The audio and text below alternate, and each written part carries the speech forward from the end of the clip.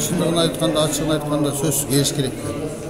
Үй бүресі бұл жерде, бала бақырасы бұл жерде, көшеде жүрген бала емес, бір партияның басшысы. Анан кейін мен ойлаймын, бәрі келеді, сөз түрде келеді деп.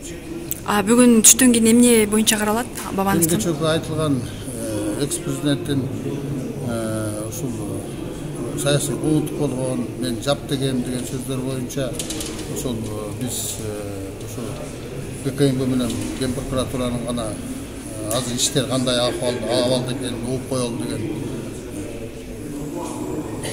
суроолорду берели деп атабыз да. Кечээ ачык айтылып атат да. Биз ал жерде эч кандай мыйзам бузуу болгон эмес. Ал киши өзү мен саясаттан кеттим деп айтып кеткен да. Анан азыр жакында келет экен деген сөздөр чыгып атат. Келип саясатка келсе, мындай моралдык укук жагы кандай болуп калат? Эгерде жок, эгерде азыр мурунку айтылгандар боюнча ошол баардык жагы саясатка деле катышпай жүрө берет, ал эч кандай эмес жок болуш керек. Анткени айткан сөз боюнча ал жооп бериш керек. Эгерде анан камалып же бир нерсе болуп тиги жооп бериш керек, мындай десе анда кантип алып саясатка киришпейт. Сөзсүз саясатка аралашат.